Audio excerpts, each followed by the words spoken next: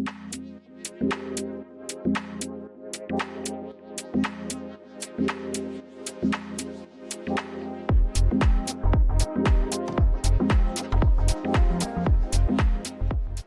everyone, and welcome to episode 6 of the Bold Business Breakdown. I'm your host, Rebecca Nordquist. And I'm also your host, Sebastian Sanchez.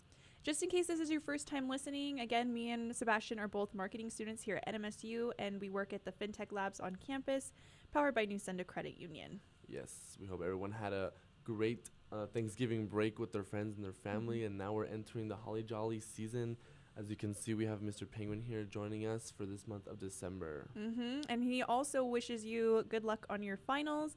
And if you already have done your finals, congratulations. The end of the semester is finally here. Yes, so we hope everyone enjoys today's episode. Today's episode is going to be a quick recap of our last episode with Professor Dwight Keeley. If you haven't seen that, we go recommend and go watch that first just so you have an idea and you can be on the same page as us. Yeah, and along with the recap, we're also going to do 5 tips, but this week it's going to be on ethics and leadership. This goes along with if you're trying to start a business and also if you're looking for a job even. Ethics are a big part of that. So I have to agree with that. Ethics are a super important part of our lives and what we do. But let's take this time to be bold and shape the future. So as we talked about previously on our podcast, building stable spending habits can be difficult during the holiday season. But do you know what can be even more difficult? What is that?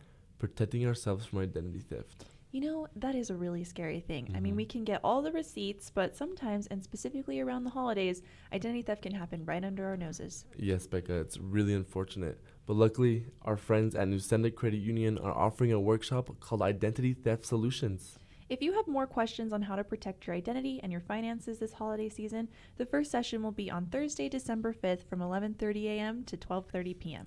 And if you can't make the first session, there's always the second session, which will be on December 14th from 6:30 p.m. to 7:30 p.m. We will link more information in the show notes below on how to register, but for now, let's jump into our episode.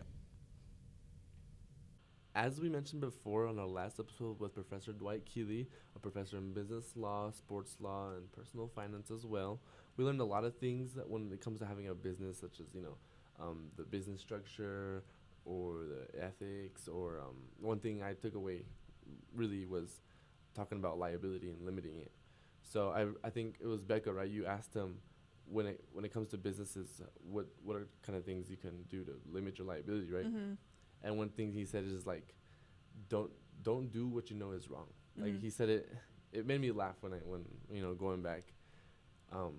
He mentioned like don't get arrested, because you hear that and you're like obviously, but it makes sense, don't do what's just wrong. And also it's part of a big part when it comes to having a business, because when you have a business, there's gonna be risks. It's not gonna flow, evenly. There's gonna be ups and downs. All you have to do on your part is just do what you know is right.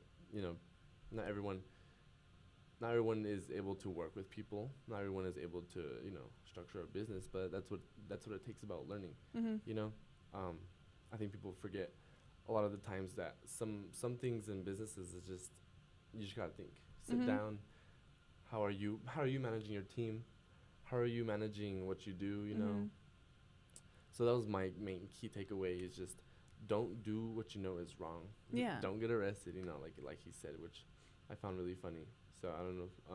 Yeah, it's definitely a funny way to put it, but because it is counterintuitive. Like we know not to do the wrong thing, but at the same time, it's like how to limit your liability. Like the liability is always going to be there. Yeah. Like you are putting yourself at risk by having a business, but at the end of the day, the only way to really limit that is just by like trying your hardest to do your best and like be a good person at the end of the day. And like, people who have businesses, you can talk to them and you can ask them, and I'm sure they'll have a story for you talking about how liability is just such a big thing, and how, it's not always easy. It's not easy being a startup, we know that, and it's not easy being a CEO or someone who, who handles that kind of situation. It's liability is such a big part, and it all takes is just you reflecting on yourself and realizing. And it's also very vague. Like liability is just very vague. You don't really know that you did something wrong until you come across that you did it wrong. But like at the same time, if you're going to start running a business,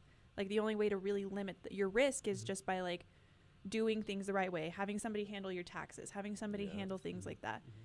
But it's, that's just kind of what today's episode is also about. It's just kind of ways to get started, and we'll come back to that. The main thing, I took a lot of things away, but the main thing that I took away was just, I liked the whole part about how he told us his story. He had a lot of good stories, and like the main one was how he made an investment when he was young in a few different places, but one of them, he ended up making an investment. It was a really small one, and then he ended up going to like places where he didn't live here. He didn't live here at the time when he made the investment, and then he came back and he started working in Las Cruces and as a teacher, and that was like years later. Oh yeah, I love that story.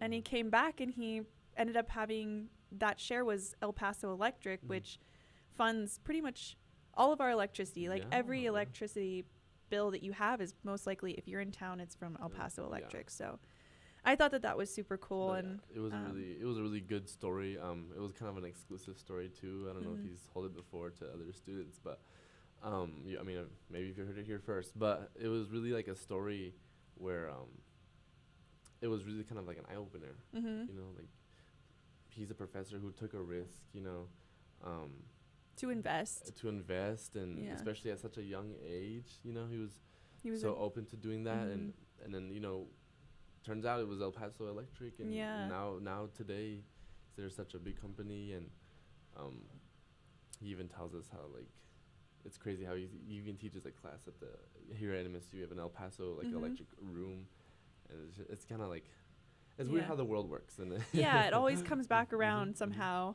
And it's also inspiring too, if you're scared to start investing, like that's just kind of a way to kind of start. Is sometimes you don't really know what you're putting it into, but your little bit of money, even if it's like $15 for a share, you're helping contribute to this company that you use. So like you have a share in, back in the day it was like Apple was like a little bit cheaper, but nowadays that share helped Apple get to where it is today. They need that money, they need the funding. So not only are you helping contribute to that, but you're also somehow, you could possibly make a profit off of that share. So like adding on to that, I like how he talked about how back when he first invested into this company, they gave him this investment because it was reliable. It was something that was going to grow as the city grew. People need electric companies, for the electricity and whatnot. But things like Apple and technology weren't as reliable, so people didn't know where that was going. So it's a story that's like, why didn't you invest in Apple? But it's like you can't blame them at that time. The structure, the economy wasn't so aware of what Apple can become, or these big tech companies. He went for the reliable, which was the electric company. Absolutely. No, it's super cool. I really enjoyed that story, and I think it just inspired me even more to kind of start investing and getting started on it as soon as I can. Yes. But to go back to your point about his what you took away with him saying that, to limit your liability, like just don't go to jail, or just don't get in trouble. I think that also goes along today with what we're talking about with ethics. And first of all, the main thing is just that, you're human and you're never going to be 100% perfect. Just a little disclaimer. These tips again are for educational purposes, or and entertainment purposes, I should say, as well. Edutainment purposes that are just simply a baseline for research to be done on your own. Please just use these as like kind of extra information. It's not, you hear it here, go do it. It's just kind of like, it kind of helps you a little bit, and we're not going to really give you advice on anything. It's just kind of like how to kind of help you navigate the world a little bit. So what are things, when we're talking about ethics, or what are things we think or people should take into more value, So I guess that going on to our first tip, going back to our episode with Dwight, he talked about how he valued spending time with his family and whatnot. And other people, they'll value the same thing, but when it comes to, say, like finances or whatnot, some people are more risk adverse when it comes to what they do. So in this case, finding out what you value really goes back to, how do you want to spend your money? How do you want to structure your business? What kind of employee environment do you want? Exactly. Like for me, before I had any experience working anywhere, I just was like, I want to get a job. I just want to go and get a job. I want to start making money. And the more and more I started to work at places, I started to realize like, oh, you know, this doesn't really fall in line with what I really want with this job and all that stuff. And then I later started working for a place that had a whole set of values, which I think every company should have. And sometimes they have them, but you don't even realize because you didn't look into it or do the research for that. But I enjoyed the company so much because they had like, here, these are our values. These are the things that we stand in line with who we hire. And I had the chance to decide before I got the job, like, I don't know, do I value this or do I value that? Yeah. And so, you know, it's just important to know that, to know what you stand for and know like what you want in a job. You know, some jobs, you know, you don't have to be late, you know, but like for some people, like they're very strictly like, I need to be on time. Yes. And that's what they value. And that's okay. But like for some people, like even the boss is like, I know that I'm not always on time. So therefore, like, we're going to work remote. Yeah. And that's like what they value, you know? So just find the companies that like you can live up to those values. You know that works for you. Or when you're starting a company and starting a business, like find like when I'm looking for employees, like what do I want in my business? What do I want to be shining through, you know? Oh, yeah, and going to that one quick thing is, some companies might have these set of values, you know, that they want their employees and that their company envisions, but they don't practice them. So it's up to the employees and the team to actually go in and practice them, because anyone can have a wall that says our wall of values, you know, what we value and our board of ethics, but is the team really practicing them, you know? Yeah. And it really goes back to that, because if you want to create an environment, there has to be a group of people who are, you know, doing that first. And then it'll rub off to other people. I mean, that's how people learn, and people learn new values as well. So so discover what you value and just kind of go for it. You know? Yeah. No, and that definitely, thank you for bringing that up, because that goes exactly with what our second tip is, which is to be that example and to live within your values. So yeah, you have your values, you determine them, and you start working for the company, but am I able to live up to them? Or like for the person who's the employer, like, is my team living up to the values that we set across the board, these standards that we live by? And it's important in order to run a business where you have a really strong team, to be all on the same page. And, you know, some values are obviously wrong, you know, but people can have wrong values. Yeah. But, you know, 50 years ago, being late was like, that's wrong. Yeah. You know, like that's wrong. And some jobs, it definitely is wrong. Like, we want you to be on time. We want you to be right on time on your shift. But some jobs are kind of starting to realize, like, I'm not going to determine your worth as an employee of, like, what time you're there at work. But there's all kinds of values. You know, there's, like, values as far as, you know, leading your team and, like, building your team. I want people who are strong enough to lead others so I can rely on them. Or people who are able to work individually. You know, we all work on our own, or whatever it is. Yeah, and that's not to say that, you know, values have changed over time. Like you mentioned, back then being late was like, you know, our parents tell us, like, if you end up late, if you show up late, like it's not a good thing. And yes, today that continues on, and it's a good value to practice, you know, to not be late. But today we were discovering like a more lenient, if people are working from home, you know. Yeah. So people now value, like, I want a remote job, or I want a job where the environment is laid back.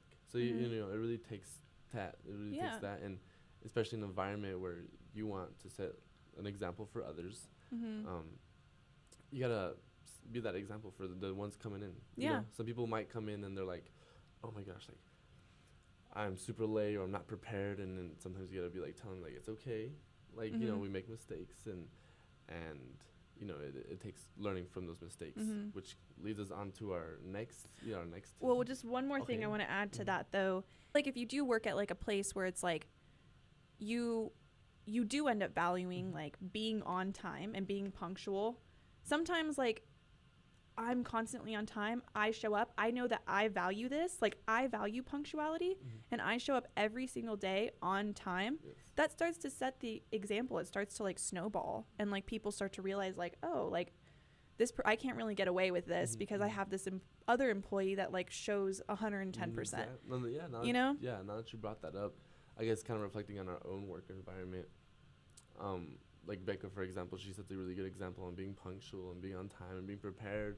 So even though, I've been at a fintech lab, for more time than you have, it really like kind of like you said, it's a snowball effect, and it's rubbed off of me, and then it just shows me it's like, okay, so what we gotta do for the podcast or whatever we do, our pitch competitions, and I'm sure Becca has learned something from other team members as well, than the way we work, and it creates a really cohesive work environment. Yeah. It's like you start to learn like what builds your team. Yes. But at the same time, it's like if you are there for like a super long amount of time and then things don't start to change, I mean, it's worth kind of, reevaluating. But it just goes with anything, like being like, even it sounds like cliche or whatever to be saying, always show up happy, always just show up perfectly happy and show up perfect. But it's like at the same time, that's unrealistic. Yes. But you can try your hardest to be, what you value. So, I mean, even just in general with like outside in life, like being nice and kind of passing that on. Like I'm in line at Starbucks and I end up paying for the person behind me. Yes. And then it starts this like train reaction of, people all paying for each other, paying it forward. And it makes my day and it makes the other person's day behind me. And it just continues and continues. And even if I send out and I like pay for the person in front of me or not in front of me and behind me, if I pay for the person behind me, and they don't pay for the person behind them, like, it's not the end of the day. It's not the end of the world. Like, they just didn't maybe want to do that, and that's okay. Not everyone's able to do that. But I know that I tried, and I made that person's day, and it's just, like, these little acts, if we can do them, and we can try and, like, pass that on in the workplace, in life, whatever, like, it just kind of, like, that little act of kindness and that little act of you passing it on and being that example, it makes a difference in everything. Like, every day just try to find a way to just kind of be positive to someone else, which is really a message about life. Yeah. But I guess going on to our third tip, which, going back on what we can do and how we can learn from things, this goes to our third tip on you need to ask yourself, how can you learn from a situation? Sometimes you need to have empathy. It's important to have empathy, and a lot of people should be taking accountability. When it comes to today, I feel like a lot of people are scared to take accountability or just to have empathy for others, There's cases where people are working together and someone's going through a hardship and someone's like, I don't want to be dealing with that. But, it's important to, be there, support them. You don't have to totally, bombard them with, love and whatnot. But it's important to support them, having support. And then when it comes to taking accountability, things happen in workplaces, if people are, pointing fingers, he said, she said, and this and that happened, things aren't really going to get done, or things are just kind of slowed down. And it's really important to take accountability, because you can just be like, okay, we as a team messed up. It's okay. Let's walk forward. Let's take that step forward, Yeah. I think also, it's, again, easier said than done. All of these tips, especially with today and with ethics and leadership, it's, we're going to probably mess these up. I do it. I mean, it's, sometimes it's hard to know when you need to take accountability for something because you feel like you did it. Yes. You did it the right way. But I feel like there's always something that you can end up like kind of seeing it in a different perspective of like, maybe that person, even if they did something wrong, like they ended up having like the worst day of their life ever. Yes. And, it's worth having the conversation as like adults and just instead of ruining that bridge and ruining that connection or relationship employee that with the employee that you have or vice versa, like you ruin the relationship that you have with your boss or whatever it may be. It could be squashed at just like, I'm sorry that I did this wrong, or like, I'm sorry that I even offended you. Maybe you didn't do anything wrong, but like, I'm sorry that I even that this turned out this way. Yeah. And like trying to like maintain that bridge or like keep that bridge as clean as it can. I mean, obviously you can only do what you can do, and if the work environment's absolutely awful, like still try and find a different job if it's that case. But everyone can change, and the last thing you want in a work environment, not only as an employee but I guess as like a boss, is someone going home and just kind of telling people, oh, this person is just like this, or it's just like the work environment is so great. You want good trust in your job, outside of the job. You want to have that good word of mouth, and it's important to be able to, you want people to go home and talk about, oh, I had a bad day today, but this person was talking to me about it and we sat down, or that's not to say that I'm not, I'm not always the most and how, but it's important. and how big of a difference it makes when like your employer sits down with you and is like, hey, what's going on, like, oh yes, like that makes you feel so much more valued. It goes so much further just to have your employer be like, hey, like, how can we fix this? I think like one-on-one especially, because I know teams have that sometimes where they all gather around and they're like, okay guys, we know there's some things going on, and like we hear you, we're here for you, you can talk to us, but are they really, it's important to have that one-on-one with just coworkers, like, how are you doing, how's life. But it also goes hand in hand, like this is not to like just complain on the employer, like even just me as the employee, like it's also important for me to be like, I'll meet you halfway, like I'm so sorry that I did this, or sometimes you have to be the one that has the first conversation, and that's not a horrible thing, that's not a bad thing to be you being the bigger person is also a good thing too, and it just maintains the relationships. And it's, I think now and more as I've gotten older, I've started to realize, like, or the more and more I've become to like mature throughout jobs that I've worked at, it's like maintaining that gap, having that on my resume, that connection, not even just for the resume, but just like I can go back and I can, connect with that person later on. It's important. It's super, super important. And to have ethical practices at your work, like there has to be that safe space. A good communication, safe space. And if you're trying to start a business or if you're trying to look for a job, any of these, it just goes hand in hand, definitely. And taking that first step is difficult sometimes, being the one to say I'm sorry, it is hard to say like a genuine I'm sorry to people sometimes, because I messed up and you feel guilt. It's just the guilt that gets over you, but it's an important part of life. That's why we feel guilt. No, for sure.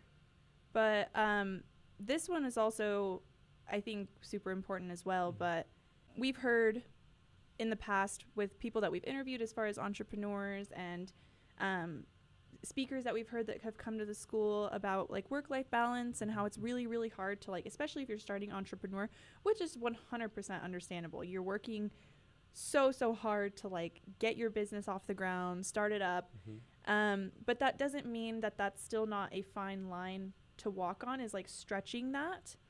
And I think it's important to be mindful of like, I need to take that time to not be as so stressed out. And so I don't take it out on like everybody else around me, So work-life balance it's a difficult thing to maintain, especially if like just even going to school, like it's hard to, I have all these grades or like whatever, or being the teacher, like I have all these grades to put in, or just whoever you are, there's always going to be all these things that are piling on top. And it's still important to kind of like be mindful of like, I'm really stressed out right now. Like maybe I shouldn't go and have this conversation with this person or, or really just lay down for a bit. And I guess going back to like our entrepreneurs, and one thing I've learned from a lot of talks when it comes to entrepreneurs and just meeting them, someone's always going to be asking them, how do they balance their work life? How do they balance their work life situation? And, they have their own stories and how do they balance it. And I think it's really an important note for students to take, is that like we might feel like we're falling apart, but we're all falling apart at the same time. And it's okay to be falling apart sometimes. If you fall apart, just get on the floor and pick your pieces back up and continue. Find that work-life balance. It takes time. It's not automatic. And taking time out just for yourself, go on a walk, watch some TikToks, don't let it overconsume you from like what you prioritize and what you value, but definitely take those little times Yeah. out. You know, cook something. You know, for yourself or your roommates. Have a little potluck. I don't know. Yeah. Yeah. I mean, I've also realized over time is just like the more and more stressed I am, the more and more I can't be around certain environments because it's just like it can be too much. Yes. And when you're leading something, when you're a boss or when you're, you know, it goes across all boards, like as the employee again or the boss. But, you know, if you're thinking of running a business, work-life balance is also something that, you know, is something to also keep in mind. Yes. You know, it's not always realistic. Some days you're going to have like really long days where you just have no time for yourself, and that's just how it worked out. Just how it worked out. But, you know, saving those conversations, those difficult conversations with people, because, you know, that relationship with whoever it is, it should be handled with care, whether it's your family or, you know, I've, you know, lashed out and it's like, I'm really stressed out. And it's like, maybe I should have just saved that conversation for when I was like not in that headspace. Yeah. And I guess like to add on to that tip is, you know, you can always write down you have a calendar, write down how like your week is going to go, and you can figure out, you know, when you can plan other things as well.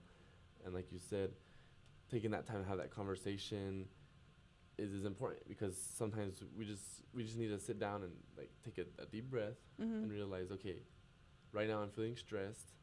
I shouldn't say this, or I shouldn't do this, because I might lash out, like you said. And having those conversations is really important, but it's also really important to just realize and just kind of process when you should have these important conversations. Yeah. Sometimes it's difficult, like I mean, you can't really like determine when you're going to be stressed out all the time. Well, yeah. But just for example, like finals week came up. It's here right now, like as we're recording this, and it like yesterday for me was my first day, and I had 3 finals in a row, and the entire weekend was just me studying.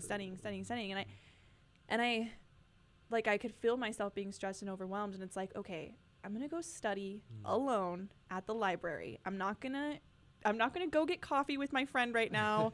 I'm not going to go and, you know, be around my family when I'm really, really stressed out right now. Like, I'm not going to, you know, go and try and maintain these relationships when my cup is like so close to being empty. Yeah. And like, I have nothing left to give, you know? So I think just being mindful of that, because when we stretch ourselves really thin, that is like something to keep in mind for when like you start in hiring employees or starting to like start a bigger business. And also just, you know, what you can handle at the end of the day as like the employee. Like maybe I should tell my boss, like, I can't, like, let's say I'm an employee at wherever, and I have to like communicate with customers. Like maybe can I work in the back today? I don't know if I can really like put on my best front to like actually help customers the best way that I can, or whatever it is. There's always that situation that we have to come up to, and stress can make your ethical decisions like really hard to make because you're so stressed out that you don't know. For example, I can be stressed out on work, and you know, the work I do for the most part is like positive, but when I'm doing the work, I might be thinking of other things, and it'll distract me from like what I add or what I say, and you know, it's really not the best thing, you know, to be feeling angry or stressed while doing something really, you know, that for the whole team. But you know, it works out at the end. And I have to ask you, how do you feel now that you're done with all those 3 tests? Yeah. Oh, me? Yeah. No. I could be better. I could be better. Okay. I'm glad that they're out of the way, but I'm waiting for them to be graded. Did you take like that when you were finished? Did you like take that sigh of relief? You were like, I did, but my last one was very, very difficult. So I'm like, yeah. But now they're out of the way. That's the thing that matters. Yeah. You know, is that like they're done, I can relax. But yeah, I could tell that like, especially even just the first week of me, or like the first week of finals ever for me, like ever in college, was just like probably the worst week, because it was just like, I'm trying to figure this out, you know, not the first week this week, but like just in general, like out of my whole college career, like me trying to navigate finals during college when it, you know, I get you. And it's like now it started to kind of like, okay, I can kind of like know when I'm getting too stressed out. And that's the thing, is it's like I have that awareness of it now. Like I have that awareness of like, I should not be around people right now, you know? Yeah, to give you perspective, the audience perspective. Before, working here and, helping out, I had a job previously, and that semester, I would have to admit, was probably one of my worst semesters ever, because finals came. I really did not have time to study because I was working almost 40-hour work weeks, and I would ask, hey, can I have this day off? They wouldn't really work with me. So yeah, that semester was really not my best, but I learned from it, and I was like, hey, like, I have such an appreciation where I'm at right now, because now I have more time for my school and to study, and I wanted to just give the audience a perspective that I've gone through hardships, that was semester, not even just academically and with work, personal life as well. It was just so difficult, and now we're better and we're doing good. And it also just goes back to the very, very first tip of like, find out what you value as far as like, I know that school is like taking all of like my time, and I have no way to kind of work around it. Like, I have to go to class. I don't have time to be like, hey, can I call out this day? Like, so like finding a job that like works with it. And like, you learn that like, I probably can't work 40 hours. I just can't work at a job where I work 40 hours and go to school anymore. Like, it just doesn't work. Some people can, but I can't. Yeah. And you learn that over time, like what works for you and what works for like the first step helps you later on with this step of like, I know that like what I value is being shown through with where I work, and like that mitigates my stress. It makes me so much less stressed out, because here I found out like what works for me, and I didn't just go and look for a job, or like I didn't just go and hire whoever, like, and it mitigates my stress later on, because like I know that my team is really strong, or I know that like I can work remote, which works better for me, and it makes me a better employee, or like whatever it is, So and it's really a reflection of like on yourself as well. We'll be stressed, and we'll tell ourselves, the funny part about our bodies and our minds is that when we're stressed, we like to get ourselves even more stressed by telling ourselves like, oh, I can't do this, or I'm, just being super hard on yourself, which I guess takes us, I don't know if you have anything else to say, but it takes us on to our next tip. Just don't be so hard on yourself. I'm constantly telling people, don't be so hard on yourself. But I have to tell myself this too sometimes, because we'll be studying, I'll be studying, and I have things to do, and I'll be like, this can be better. Or why, if I had this, I can do this. Just things to kind of bring myself down, and it's such a horrible thing, but you pick yourself up, and then you're like, you know what? This is how I do it. I tell myself I can do it. I look myself in the mirror for some self-inspo, and I'm just like, you know what? I did the best I can. People right now in my life, they look up to me, they see me, and they're like, wow, you're doing so much. That those little compliments, those little things are what would come back to me, especially in the times where I'm like, so upset. Busy in my head. In my head. No, for sure. And it's like, we always focus so much more on the negative than like the positive, which is like, we do all this hard work and we're like, I'm not doing enough. But someone's sitting over here like, you're doing great. You're doing a great job. And you're like, and that also stresses you out. Like, it stresses you out so much more, because you're like putting so much more on your plate because of like, I'm just being really hard on myself. I can't accept when I did a good job on something. I think it really hits hard for competitive people with a competitive mindset, because they might tell, for example, myself, they might say, this person's doing this and I'm not doing that, like, oh, come on, I have to do that. And then that adds up, and things like that push you, and to see other people do better, and you want to be up there, but you gotta take a step back and just take a little breath for yourself, take time for yourself, and don't be so hard on yourself.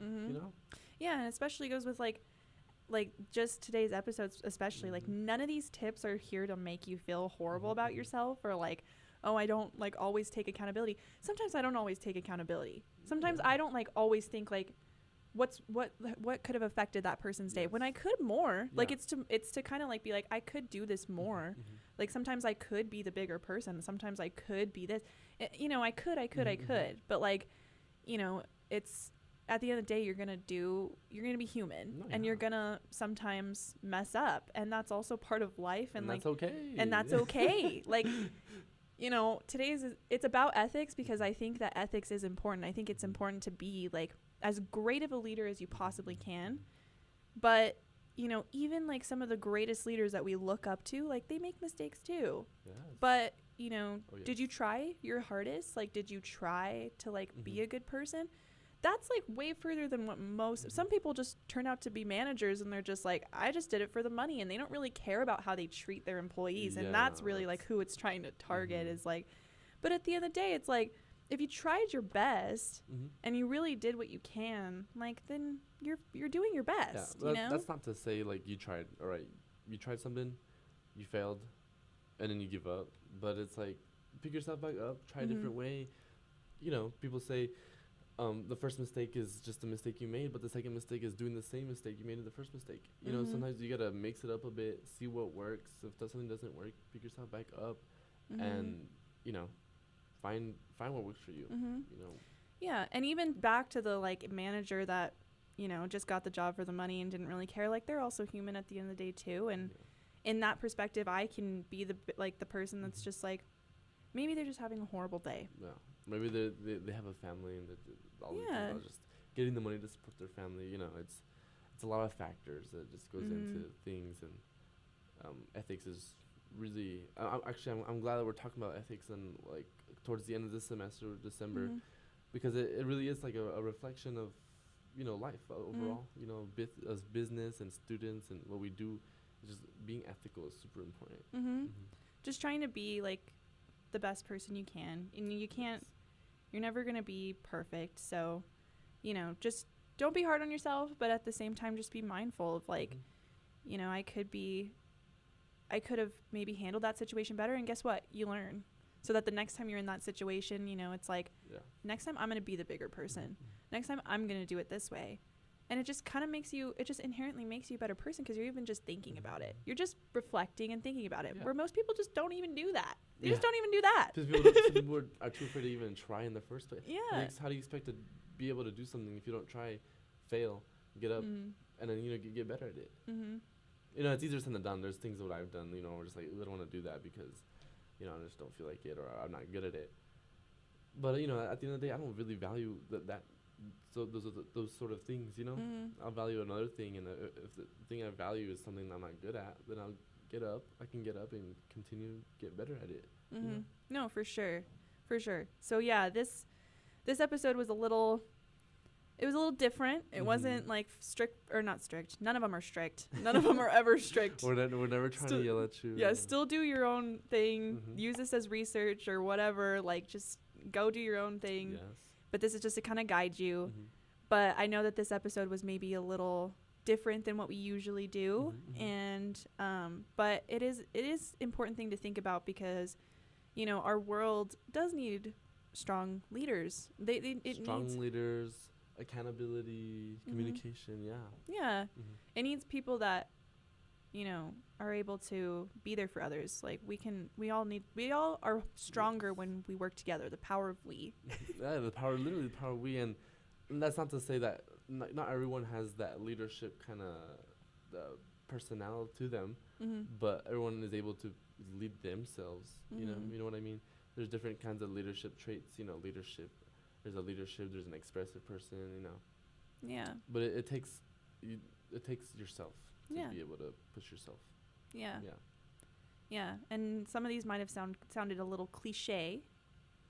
But I think it's important, you know, for people to hear this. You know, at the end of the day, people like to hear others going through struggles, and how have they gone through them. Yeah.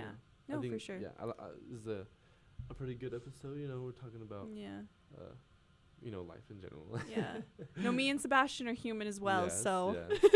I know you're hearing us on Spotify or wherever, YouTube, if you're but driving or whatever, but we make these mistakes too. You know, we've worked at places where we're students. I'm only 21.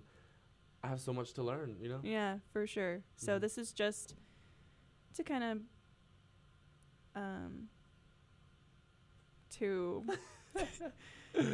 to inspire you. Yes, well, we hope to inspire you. And I guess going off to, to sum up the 5 tips, going back to summing up the 5 tips, our first tip, find out what you value.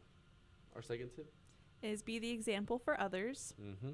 And our third tip is always think about how you can learn from a situation, have empathy, and most importantly, in my opinion, take accountability. Mm-hmm.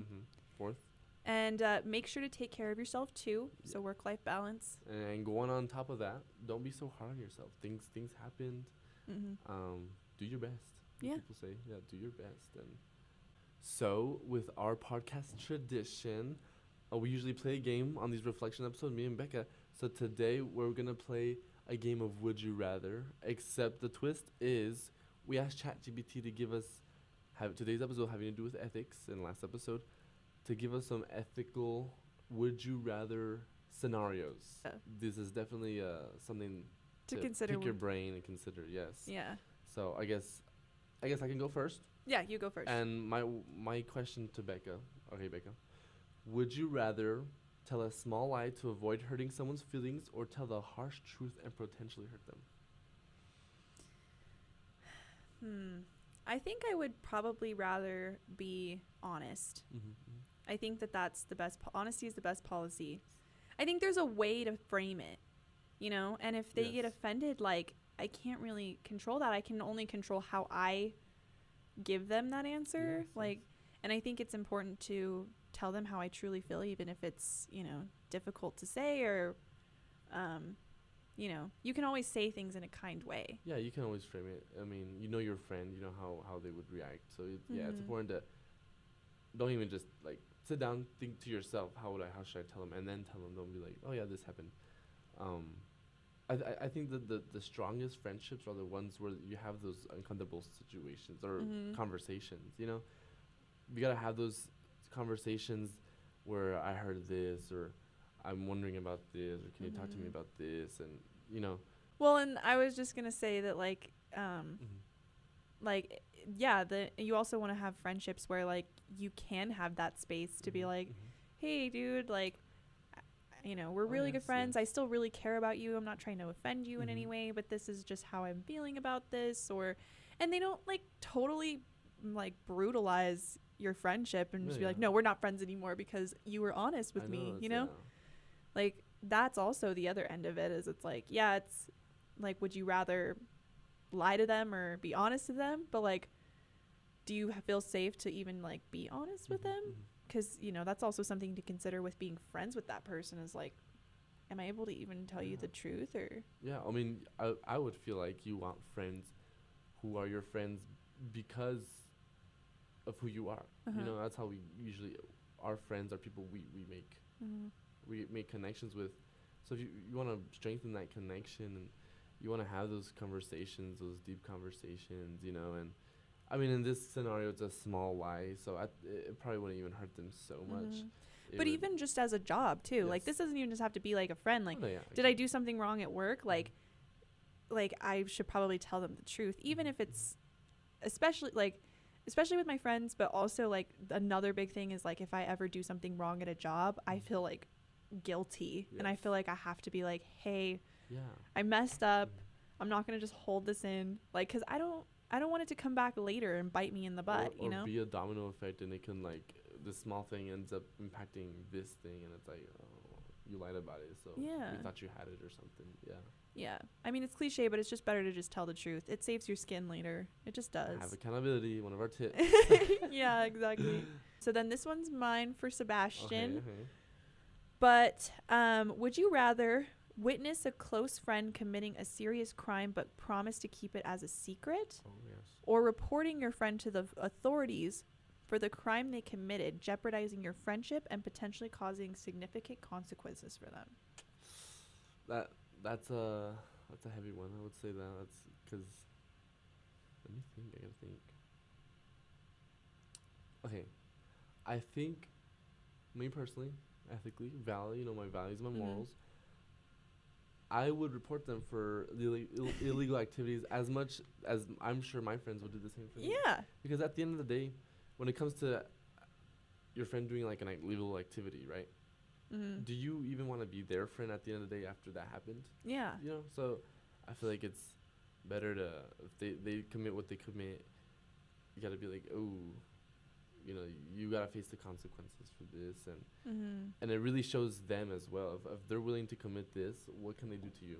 Mm-hmm. You know, I want friends who, don't, it's simple Don't to put say, me in that don't put me in that situation. situation. Don't do illegal activities. Yeah. Like, come on No, now. exactly. Yeah, because it really, not only does it put me in the reflection of who they are, it puts me in a reflection of who I am and how Yeah. can they impact me, or, Yeah. And I mean, even just Dwight said, like, don't do anything that you can get in trouble for. Don't do anything illegal. Yes. Like, you know in your heart when something's wrong. Mm-hmm. Even if it's like you don't know every single law Mm-hmm. that's in the book, Yeah. like, I didn't go to law school. I don't know every single law out there, but like, when you're doing something Yes, wrong. yeah, Like, when it's wrong. And I don't want to surround myself with someone who makes me feel uncomfortable. It's like the worst thing is just to end up growing distant from someone. But sometimes it's important to grow distant from someone who isn't the best for you.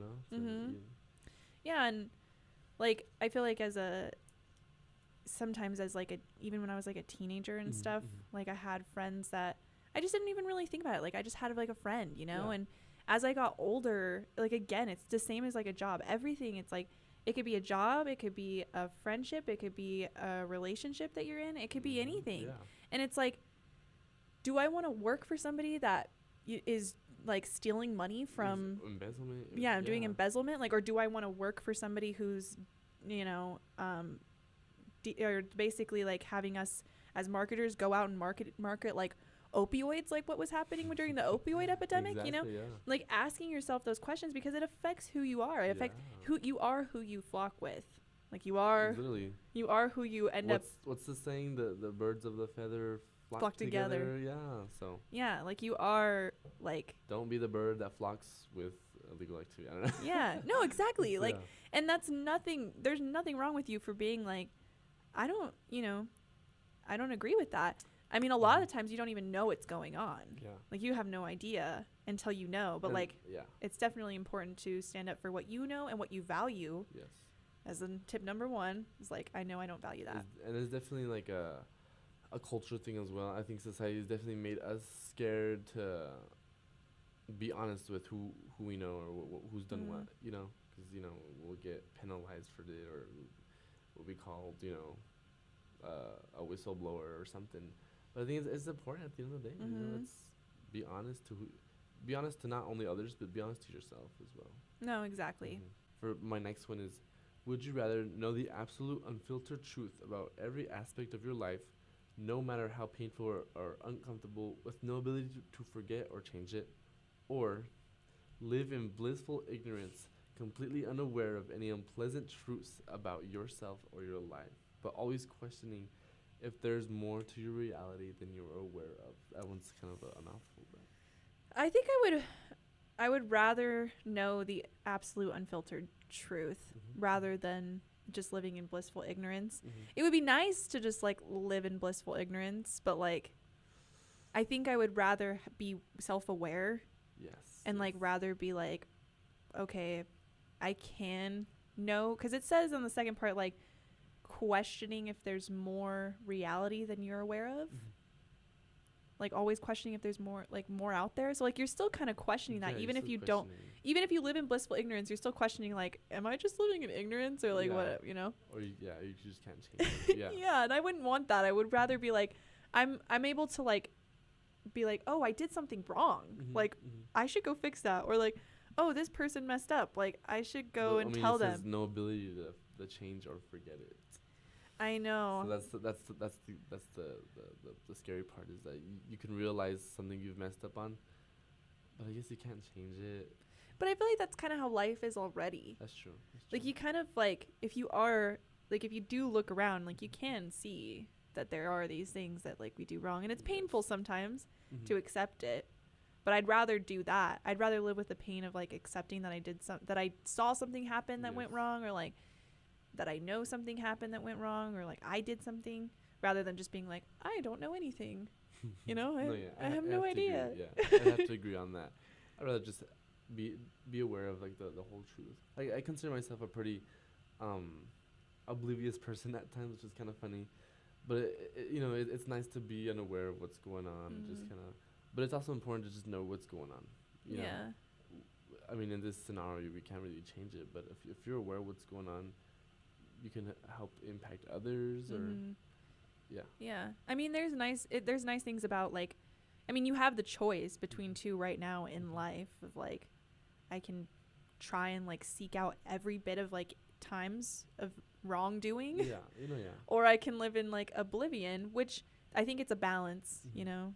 But with this one, it's like this or that. Yeah, it's like two sides of the spectrum. It's either one or the other. Like, I feel like, I guess, even in life, as much as we like to know the truth, I think everyone has a sense of blissful ignorance, I guess we can say, where they're just like, not everyone's aware of what's actually going on. Yeah. You know? No, I think it's okay to do that sometimes. Yeah. But in this case where it's like, because I do that sometimes too. I'm not always like, I know I did something wrong right away. Like, sometimes it takes me a while. I'm like, wow, I was being kind of oblivious then, and I should have fixed it. Yeah. But if I have the chance between this or that, like, I would kind of rather be at least aware all the time rather than not aware at all. That's the first one. So my question is going to be, would you rather discover a technology that allows people to live indefinitely, free from aging or disease, but its use leads to overpopulation and resource depletion, literally causing widespread environmental and societal issues, or choose to let life progress naturally with its inherent cycle of birth, aging, and death, preserving the balance of resources and the environment, even though it means accepting the limitations of human lifespan? So this one's funny because we're already kind of like living in one of these, and it's the fact that we don't live forever. And to answer the question, I think as much as we think to ourselves living forever is like kind of like a cool idea, and to be able to live and experience our families and our friends and the way the world changes, I think it's important to realize there's a way of life, and I would just continue with like the progress and the cycle of life, because I mean, if you think about it, if you live forever, you're gonna see everything. You're gonna experience so many different cultures, so there are different ideas, languages, which is it's a cool thing. But I think sometimes it's okay to just accept death, or just the way of life. You don't want to live forever, because you're gonna experience the hardships, and you might be a total, like, I don't know, you just won't be mentally safe, or not mentally safe, but mentally well. Yeah, because you're like live forever. Yes. No, and also I think it doesn't give any value to life. Like, if somebody were to come up to me and be like, if here's a thing that could make you like literally live forever, would you take it? I probably would be like, I don't know. No, I would be the same way. I wouldn't know. The first thing I would hear would be like, oh my god, that's super cool. Like, time to live forever. But do we really want to live forever? And grief, so much grief. I know it's getting kind of dark, but it's just the truth. Like, you're gonna see things, you're gonna experience things, and I don't know. I think it's we're made to learn things and pass on the torch for the next generation. Yeah, and also like there's more value to life if you like have an ending of it, like rather than like, oh, I could just it doesn't matter because I'm gonna live forever, so like it doesn't really matter. But it's like now, like I only have this one life to really like make a difference. Yes. And it just gives more value to everything that I do now. Yeah, and if you're asking me like, what if it has to do with diseases, that's a different story. But when it comes to just living life, I think we have to accept that we all have a life, we all have a story, and all the greatest stories have an end, so. Well, it also says like, if you do live forever and everybody just lives forever, like it could lead to overpopulation and resource depletion, and come on. It's like I don't know if I'd want to be the one that impacts that. I don't be in the year 2038 fighting for a piece of corn. I don't know. Because nobody can survive with everybody living here forever and ever and ever. It's crazy to think. I don't know. Well, maybe maybe in the future they'll be like self-regenerative, like food or something. But you know, maybe just rest in peace. Yeah. No, Yeah. I get that. But yeah, so Those last are- thing is favorite Christmas song Okay, yeah, yes, yes. to make it a little The lighthearted. holly jolly time, My Christmas, that's a hard one. 'Cause there's a lot of good Christmas songs. Oof. You go first. I have to answer after you. I think I like This Christmas by the version by Christina Aguilera. This Christmas, I forget how that one goes. That one's really good. We can't play it for copyright reasons. But I'll listen to it on the way home. I guess mine would be what's the one that Paul McCartney sings? I don't. Simply having a wonderful, Oh, a wonderful Christmas wonderful time. Christmas. I like that Yeah. one. That one's such a good one. But also I like Sleigh Ride. But like the original Oh, yeah. Boston Pops, the orchestra one. Yeah. I don't know. I was a band kid, so it Yeah. was always fun playing that, and yeah, that's probably one of my favorite songs as well. There's another one that is always good, but it's by Wham. Wham, the Oh, yes, yes, Last Christmas. Last Christmas by Wham. That's such a good one too. That I like song This is- Christmas and Last Christmas. that's funny. We need Next Christmas. Is there a song called Next Christmas? Or- Yeah, Next Christmas. And we got- I guess to overall, I mean, who doesn't love Mariah Carey and her, Oh yeah. I don't know. you don't I think controversial. Okay. everybody's gonna hate me after this episode, I'm but kidding. it's not that I hate it. It's just that I also used to work in retail for a really long time, and it would just play over and over and over and over and over again. It's not that it's a bad song. Yeah, It's no. a great song. It's just that it's overplayed, for me. It's overplayed for sure. No, yeah, I But- don't blame you on that, especially with like songs, like that are just people call them corporate retail songs. Mhm. It's just funny. But it's funny because Last Christmas Mhm. is such an overplayed one since like the 80s, yeah. Come on now. And it's like, but at the same time, it's like so good. I don't know what Maybe it is. it's just like the way the song is made, just like Yeah. yes, you Yeah, it's feel just it, like- you feel it. Not saying with Mariah Carey you don't feel it, like the Mhm. dun, dun, dun, dun, but Yeah. But anyways, we hope that these tips and this episode wasn't too dark, but remember to get in the holiday spirit. yeah. Don't be so hard on yourself again. Yeah. And we hope that it helps you stay bold or be bold and shape the future.